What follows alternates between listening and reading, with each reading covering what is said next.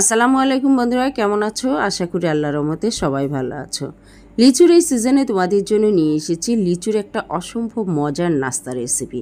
আশা করি আজকের রেসিপিটা তোমাদের কাছে অনেক ভালো লাগবে।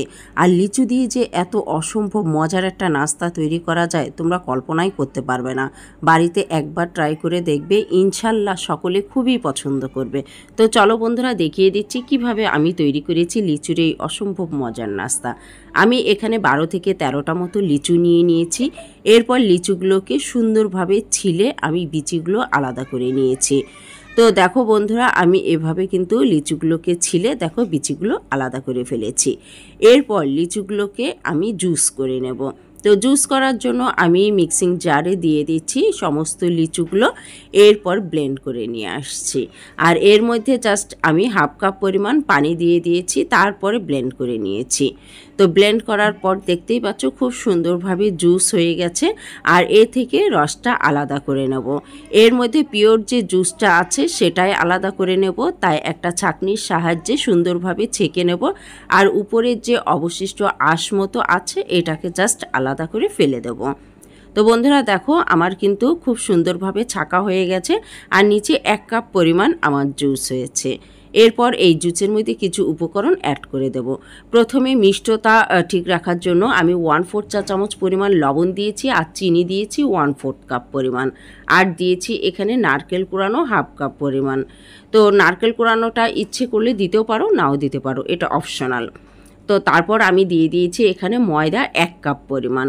তো ময়দাটা দিয়ে বেশ ভালোভাবে আমি হাত দিয়ে মথে নিয়েছি।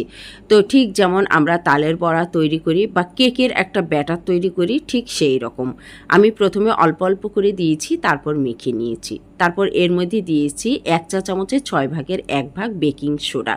বেকিং সোডাটা অবশ্যই দেওয়ার চেষ্টা করবে। তবে আমি কিন্তু বেশি শক্ত করিনি, একটু নরম, ঠিক কেকের ব্যাটারের মতো করে অল্প অল্প করে একদম মিডিয়াম একটা আছে তেলের মধ্যে আমি এভাবে ছেড়ে দিয়েছি ছোট ছোট বড়ার আকারে। তবে বন্ধুরা, ছোট ছোট করে যখনই দেবে দেখবে ফুলে একদম ডাবল হয়ে গেছে। আর একদম যেন পুড়ে না যায় সেদিকে কিন্তু অবশ্যই লক্ষ্য রাখতে হবে। আর তাছাড়া মিডিয়াম তাপেই কিন্তু এই বড়াটা ভেজে নিতে হবে। দেখো 5 মিনিট পরেই কিন্তু আমার বড়াটা ভাজা হয়ে গেছে, আর এটা ফুলে একদম ডুমো ডুমো। তো এই রেসিপিটা বাড়িতে একবার ট্রাই করে দেখবে। লিচুর ফ্লেভারে এটা যে এতটাই মজা লাগে, আমার কাছে মনে হয় রান্না একটা আর্ট। যে কোনো খাবার একটু ঘুরিয়ে ফিরিয়ে করলেই স্বাদের ভিন্নতা চলে আসে। আর স্বাদের ভিন্নতা আনতে আমার কাছে একটু ঘুরিয়ে ফিরিয়ে রেসিপি করতেই ভালো লাগে। তো বন্ধুরা, এই রেসিপিটা তোমরা বাড়িতে একবার করে দেখো, ইনশাল্লাহ আমি গ্যারান্টি দিয়ে বলছি বাড়ির সবাই খুবই পছন্দ করবে। একদম কেকের মতো ফ্লাফি হয়।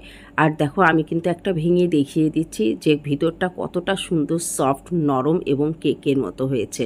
তো বন্ধুরা, আজকের ভিডিও কেমন লাগলো? যদি ভালো লেগে থাকে তাহলে চ্যানেলটির পাশে থেকো। সে পর্যন্ত ভালো থেকো। আল্লাহ হাফেজ।